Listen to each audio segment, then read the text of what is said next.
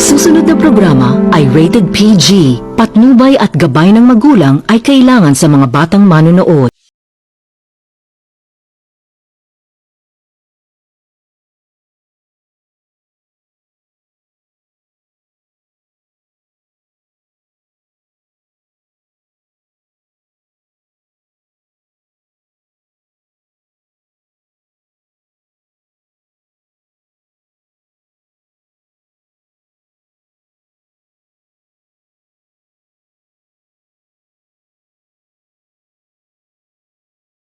Gosh, the crowd goes wild. The superstars have aligned for this momentous evening. I mean, Everyone, excited na ba kayo?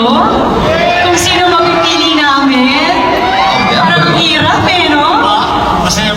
Magandang gabi po sa inyo lahat. Sa akin, this is honor to be here. Judge. Well, it is our honor and privilege to see you guys right here in the flesh, diba? I know you guys are busy all the time, got lots of things on your plate. Pero ano ba yung mga ilan sa pinagkakaabalahan nyo ngayon? Ladies first. Ladies first, of course. It's super hot. Siyempre, unang-una yung pamilya ko dyan. Siyempre, sila yung top priority ko talaga. And then after, ayan, meron akong sinimalaya na ipapalabas this coming August. Can't wait for that one, definitely. At least right now, you got that toy truck out of your hair. I saw that footage coming from Sixto. Okay, that was a cute moment. And you, sir, I know you. Bobby. Yeah, new sitcom. Well, congratulations also. You just got married. Thank you. My wife is actually here. That's my super partner. There you go. Okay. Thank you. We just started doing our sitcom for the family.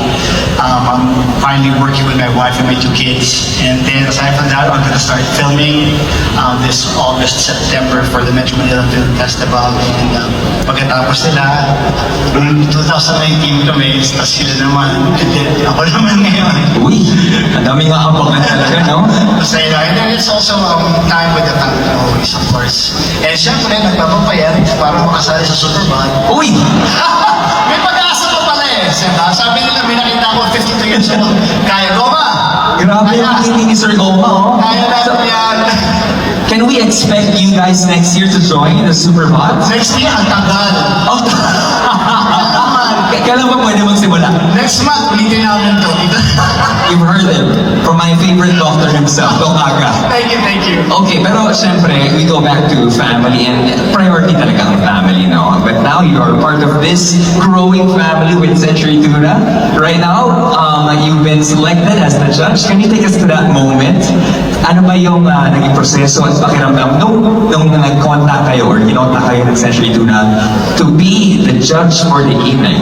Well, siguro ang unang pumasok sa isip ko, alam kong mahihirapan ako. Kasi kanina pa lang tinignan ko isa-isa, sabi ko nga kay Kuya Aga, paano tayo mamimili? Pwede bang lahat sila panalo na? Kasi ang parang pinaghandaan, nakaka-inspire. Tapos behind that, may mga kwento sila eh. So yun yung mga gusto ko din malaman kung bakit nila ginawa at bakit sila sumali. Actually, yun yung maganda. Presence and essence. The fitness and the fundamentals. Diba? Tama, teacher.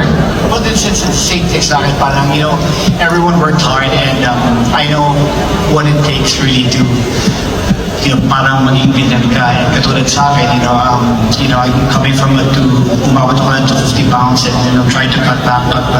So it's mahabang proseso. It's tough, it's hard, but it's doable. So I know how it feels. So congratulations to all the Superbots here. Definitely. What word? Kasi just looking at you guys are really the definition of Superbot. Last point naman talaga kung paano nila pinaghandaan yung mga katawan nila, mag-exercise and pagdadiet. Siguro para sa akin, kung paano nila dinala yung sarili na ako, kung paano sila magbibigay inspirasyon sa ibang tao na gawin yung ginawa nila. Para sa akin, mahal. Rachel talaga. Ganun talaga. Yun ang sasabihin ko. Ganun talaga. Yun ang sasabihin ko. Pareho talaga.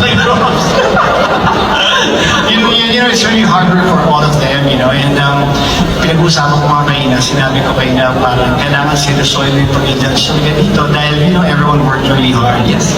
And it'll change your lives also if you win. And even if you don't win, panalo ka na kagad because of how you took care of yourself.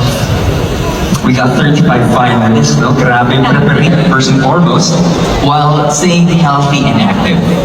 Mahalaga kasi yun eh. Pero syempre, bago ang lahat, alam natin priority yung family. Pero paano mo gagawin i-extend for your family yan? Dapat sa sarili mo buo ka para mabigay mo yung 100% para sa family mo. So mahalaga yung pagbabalance mo sa sarili mo, sa pamilya mo, sa mga ginagawa mo. Kasi pag buo ka, lahat ng 100% love, maibibigay mo yun. Oh my gosh, that was a beautiful answer. Thank you so much, candidate number 1. With some swag. And she danced while answering that question. Okay, how about you, Daddy Aga? Sa akin, it's really, well, balance of course, like what Marian said, family, well, aside from that, also you gotta take care of yourself. Because kung wala ka naman, paano maalagaan ang pamilya mo, masawa ang mga anak mo if you don't take care of yourself. And I can speak from experience also, during the pandemic when I gained so much weight, it was really hard, it was really tough. And, for many years that we're trying to lose weight, to stay healthy, to keep up with my kids and my wife. And it's been a tough journey. But ang gusto ko lang sabihin sa lahat is never stop. Parang sige lang, just fight. Just keep on fighting, never surrender. Because there's light at the end of the tunnel always. You gotta look forward and move forward. And we're getting there. Loma. Diba? Ayun lang.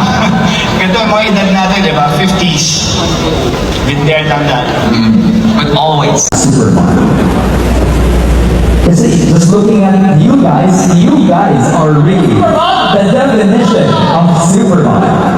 Last points naman talaga kung paano na pinaghandaan yung mga katawan nila, pag-exercise and pag-diet. Siguro para sa akin, kung paano nila dinala yung sarili na, ako kung paano sila magbibigay inspirasyon sa ibang tao na gawin yung ginawa nila. Para sa akin lahat. Rachel talaga. Ganun talaga. Hindi na sasabihin ko. Ganun talaga. Hindi na sasabihin ko. Pareho tayo. It's really hard work for all of them, and pinag-usapan ko mga kanina, sinabi ko kayo na parang kailangan seryosoy mo yung pag-judge dahil everyone worked really hard. Yes. And it'll change their lives also if you win. And even if you don't win, panalo ka natin because of how you took care of yourself